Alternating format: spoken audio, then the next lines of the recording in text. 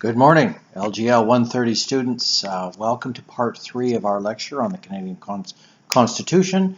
I anticipate this one will be a short one. We'll just go from part 3 to part 4 on the slides. So I invite you to open the slide deck in front of you at any time when you're reading this, and we'll go forward. I hope you're getting along well in the social isolation. I've received some more constructive feedback on the YouTube comments section, as well as in some other places, so thank you. I hope to have specific information about the final exam to be posted on Blackboard as of today. So my focus is today is to get this done early, focus on some tidying up some student issues, as well as getting some legal work done so I can pay the rent, although there's been a hold on that, but yeah, just generally keeping busy, and I hope you are doing the same. I've been in lockdown here for about 4 or 5 days, haven't left. I'll be honest with you, the scariest part of this living in a high-rise condo in Toronto is the elevator. The only place I can't social distance is right outside my door. So it's a little bit nerve-wracking, so I'm following the instructions of the Premier and the Prime Minister, and of course our wonderful healthcare professionals, in staying inside to flatten the curve as we go. So here, let's look at part 3, and in part 3 in the slides, that is on slide number 18. I've posted a map. You know how much I love maps of Canada. And so I've done this with the purpose that you will understand, and I know you're getting this by now, but not only are we Canadians, but we are also Ontarians. And that means, we live in a federal state. The federal state that we came about in the Dominion of Canada, now just simply known as Canada, happened through negotiation between Sir John Macdonald and George Cartier and others, to keep sort of the unique characteristics of French and English Canada as we became sort of this wider federal, massive continental-sized state. And as you know, Canada is the second biggest country in the world, so there's a lot of diversity to us, and there was even back then, and maybe not so much, ethnic background diversity, but just diversity of circumstance, of geography, of temperature, from sort of the temperate climates of southern Ontario all the way up to the cold polar Arctic, as it were. So that's a map there. Moving to slide 19, I also have giving you sort of examples of the meeting places. So on my right, the right side, you can see the center block of the Canadian Parliament, currently under renovation, significant renovations. The Parliament of Canada, in its it's 3 parts. We know the Queen, the House of Commons, and the Senate. The House of Commons currently meets in the West Block, and if you look to the right side of the picture, you'll see a high tower there. That's the West Block. That's where the House of Commons currently meets. The Senate meets across the road in what is the old Grand Trunk Railway station. So the old Ottawa Railway Station has been converted into the Senate of Canada. So this really underscores the fact that the buildings are the meeting places and the offices of the Parliament, whereas the actual Parliament is the people. And so just in light of our lecture yesterday, where I posted some case law about taxing powers of the House of Commons and money bills. From what I saw in the news this morning, the the House of Commons, I should say, came up with a negotiated settlement, as it were, to get the COVID-19 bill passed unanimously. If you watch on the news, you will see that it went through the stages, the readings in the Committee of the Whole, very quickly. It was just boom, but the speaker was up at the front, boom, boom, boom, boom, boom. So it happened quickly. I think that was a good move by all in the House of Commons, so I commend them as a Canadian. And hopefully this COVID-19 thing will end soon. But on the moving back to the slides, on the left side we have the the Legislative Assembly of the province of Alberta. A beautiful building, and if I could, this is a book on the Constitution of Alberta, and as you can see, that's sort of when they were building it there. My master's thesis supervisor edited that book. So, okay. Quebec in Canada, moving to the next slide. And, here we talk, and I've sort of underscored this a little bit. So the beautiful building on the left is the Assemblée Nationale de Quebec. That is the provincial meeting place for the National Assembly, which is the legislature, the provincial legislature of Quebec. I've never been to Quebec City, but it's a beautiful building nevertheless. And on the slide you can see Section 92, and that's sort of in the Constitution Act 1867, where that, the powers to legislate, or the head of powers as we call it, for that legislature and all other provincial legislatures, that's where it's found in the Canadian Constitution. And Section 91, again, you have another picture of the Centre Block.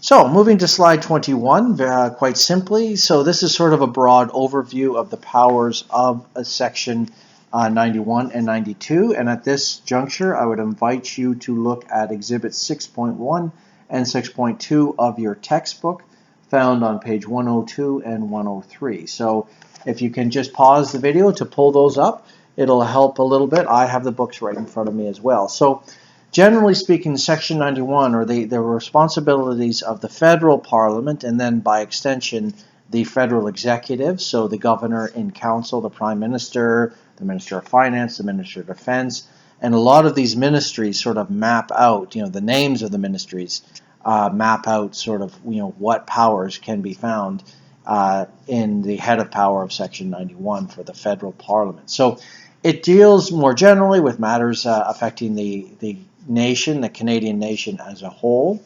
It deals with sort of extra provincial matters, so dealing with matters that go across provincial borders. And it has, in the final stages of it, it has the peace, order, and good government powers, or what we call the POG powers. And the POG powers exist in three forms. The GAP, or residual branch, the emergency branch, and the national concern branch. And we're going to talk a little bit about that in our next lecture tomorrow. Section 92, the provincial responsibilities, that is, intra-provincial matters. So matters within the boundaries of the province of Ontario or Saskatchewan or, any of the other provinces.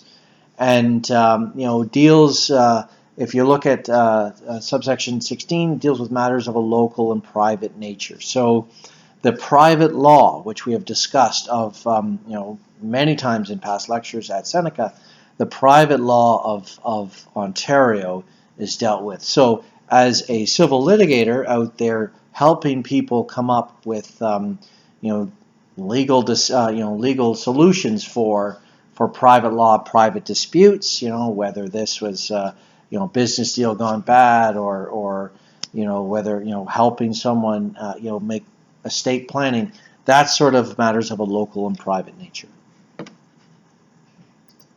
Okay, so let's look at the book itself, and this is sort of a quick cheat sheet on slide 22 for you to look, and I'm not going to read them all, but I will let you do that, but just, the big ones here, and I want you, instead of reading them all, I want you to sort of think about how these responsibilities, how they affect your everyday life. So, especially do it now, and given the backdrop of where we are in this, the history of Canada. And as I've said on the video, and I say to pretty much everyone I talk to nowadays, this is the biggest event that's happened since the Second World War. There's no doubt about it that this is, this is something that we will remember for the rest of our lives, and hopefully, of course, we'll all leave the COVID-19 episode in Canadian history healthy and with all of our loved ones. But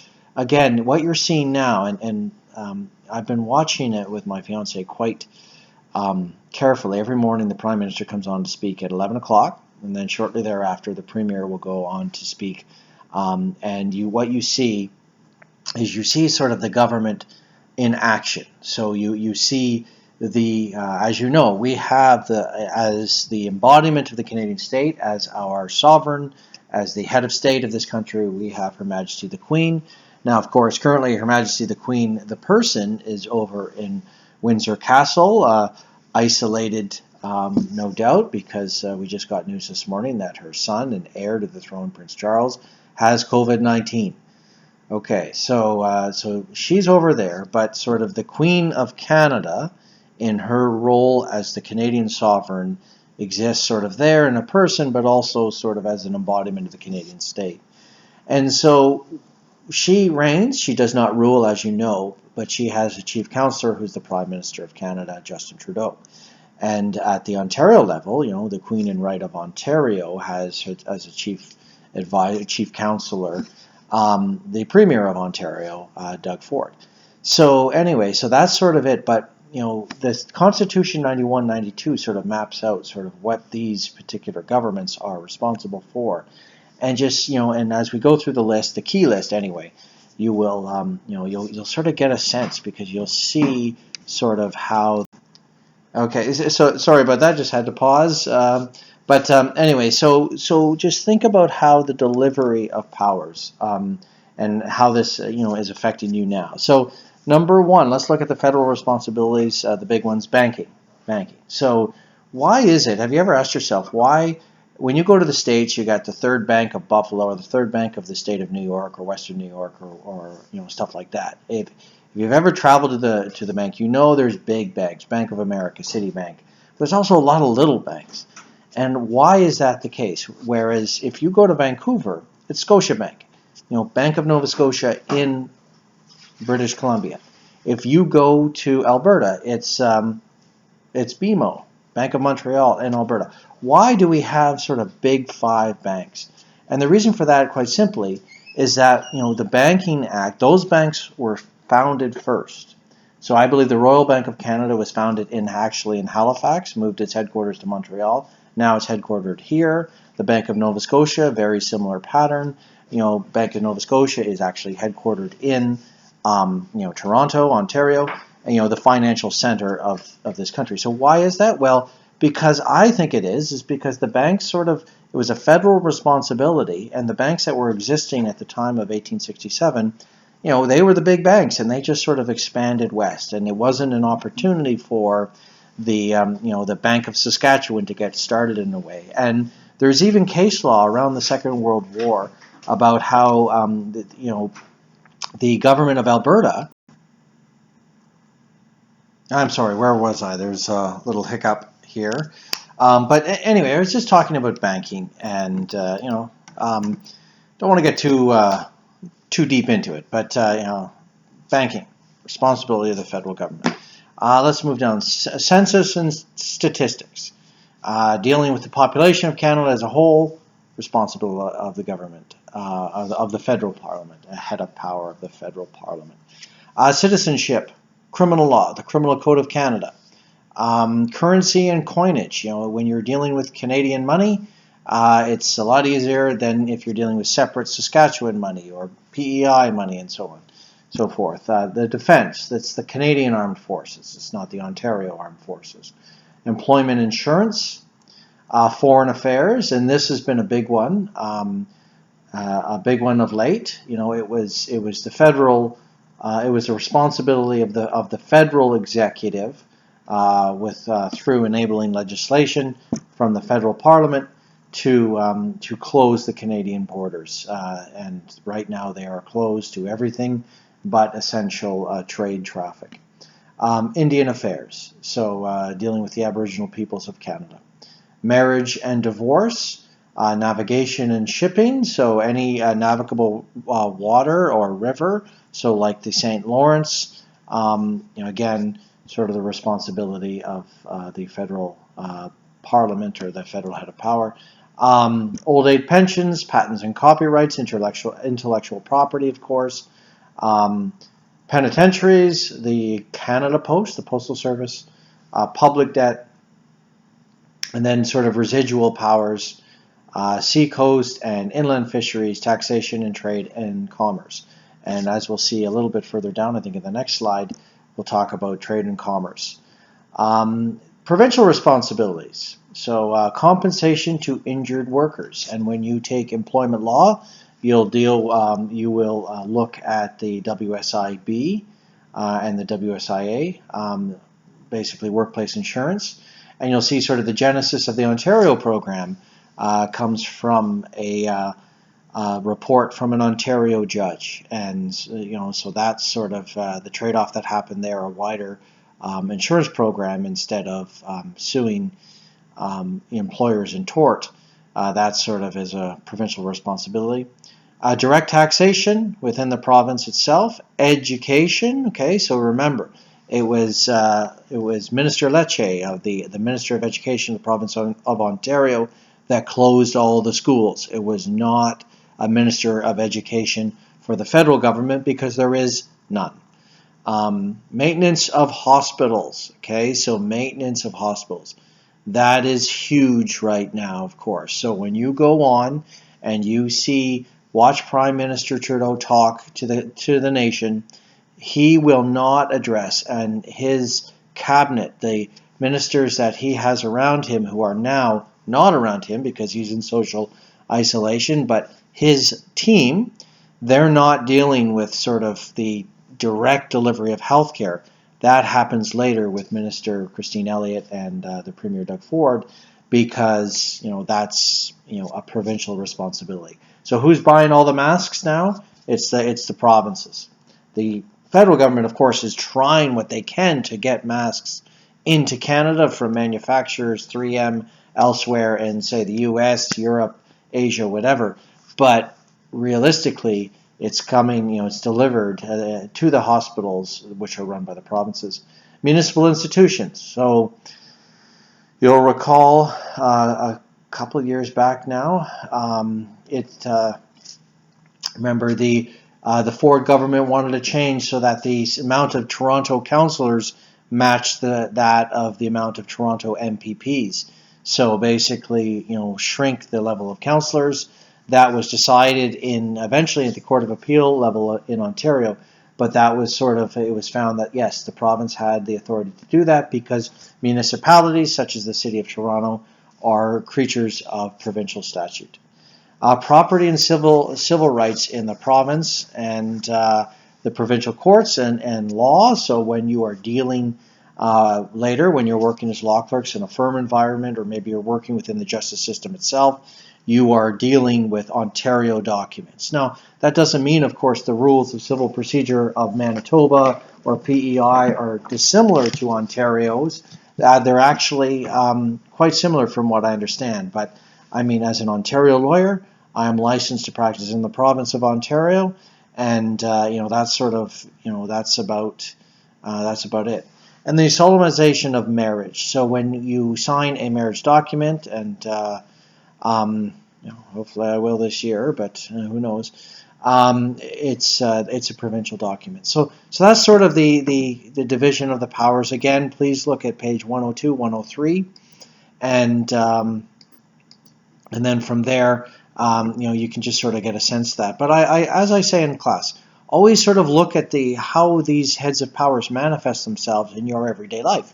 So you have an Ontario driver's license, but if you want to be a member of the military, you join the Canadian Armed Forces. That's sort of how the Constitution affects your daily life. I put on slide 23 here a picture of Sir Oliver Mowat, and Oliver Mowat was the Premier of Ontario from 1872 to 1896. He would also, at one point, he'd become the Lieutenant Governor of the province. I believe he served in the federal cabinet as well.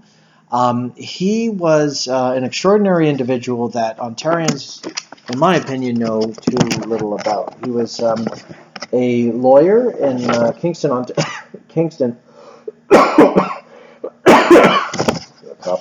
He was a lawyer in Kingston, Ontario, where he trained under Sir John A. Macdonald, the first Prime Minister of Canada, and he was a lawyer in the Ontario Court of Chancery, which is sort of, from what I've read, because I've obviously never practiced in it, it was terminated in the 1870s, I believe. but he was he practiced in the Chancery Courts, was sort of seen as a little bit more sort of an elite level court here in the province. The Chancery Courts have since been merged in both England and Ontario long ago. But anyway, so he was the Premier of Ontario, and he had a knack of taking the federal government to court when he was the Premier and trying to get powers for his province, Ontario. And he was, for the most part, very successful in doing it. And the way he did it, and I'll just invite you to look at 102, 103 right now.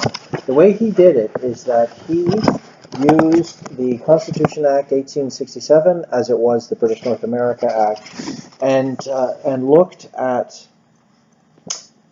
Section 92 Section 91 subsection 2, the regulation of trade and commerce. So that's sort of the federal head of power to regulate trade and commerce, and he often brought that up against Section 92 subsection 13, property and civil rights in the province. And so often as Ontario's very own lawyer, arguing as a barrister all the way up to the Privy Council in London, he would argue for greater responsibilities for his jurisdiction, province of Ontario, conflicting between subsection 2 and subsection 13, and was very successful in doing it.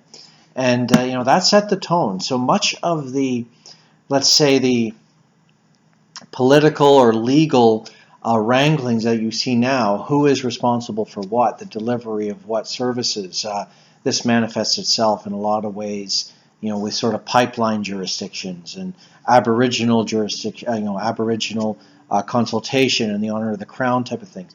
That goes all the way back to the beginning of this country. So not many people know about Sir Oliver Mowat, and many people should. Very interesting character. Okay, and just moving on to slide 24, finally, and I want to wrap this up shortly. We're at 22 minutes. Concurrent and shared jurisdiction. So there is some overlap between Section 91 and 92. You probably saw that as I read the list. Marriage, for example, very obviously one. So the federal power has the federal head of power, I should say, is to determine, can determine what constitutes a legal marriage. So if you'll recall, with regard to same-sex marriage in the province of Ontario and Canada more generally, what you had was, I believe, the first court to strike down the law that said marriage is between a man and a woman. The first court to do that was the Ontario Court of Appeal here in Toronto. And then from that, sort of the debate started to rage.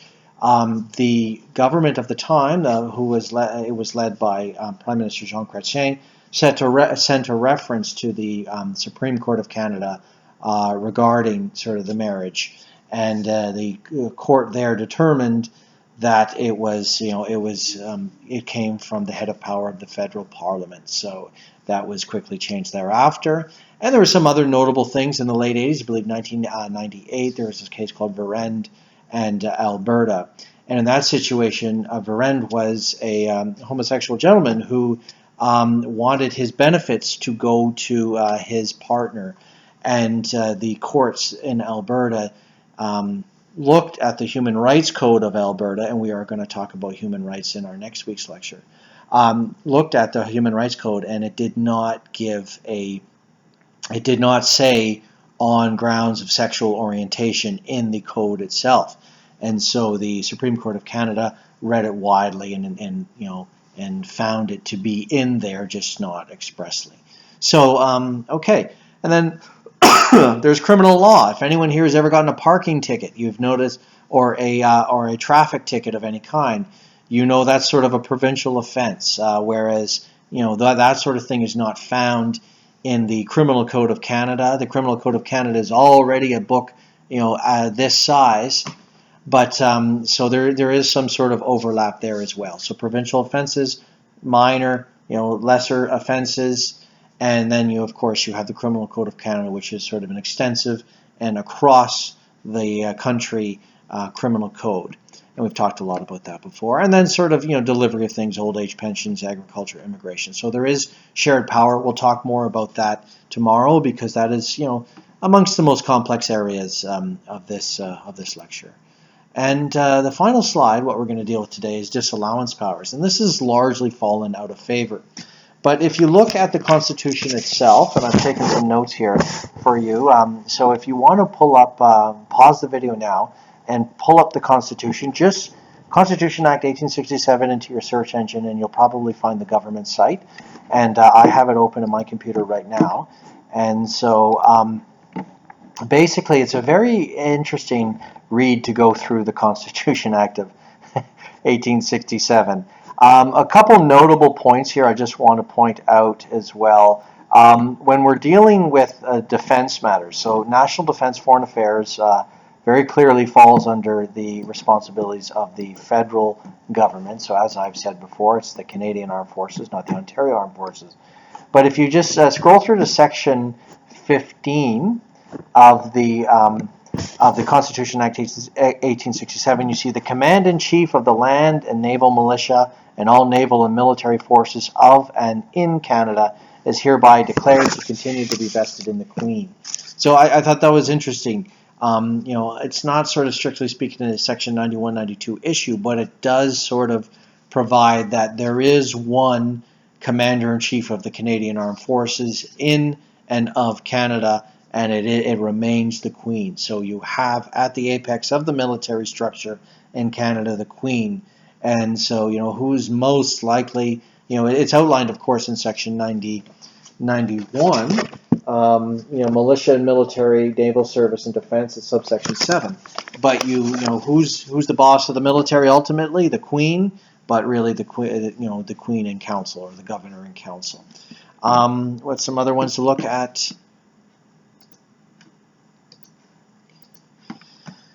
The interface with the federal Constitution. It's not very nice. Okay, the Constitution of the Parliament of Canada, Section 17. There shall be one Parliament for Canada, consisting of the Queen, an upper house styled the Senate, and the House of Commons. So Section 17 of the Constitution Act 1867 talks about the three components of the Parliament of Canada. Move down to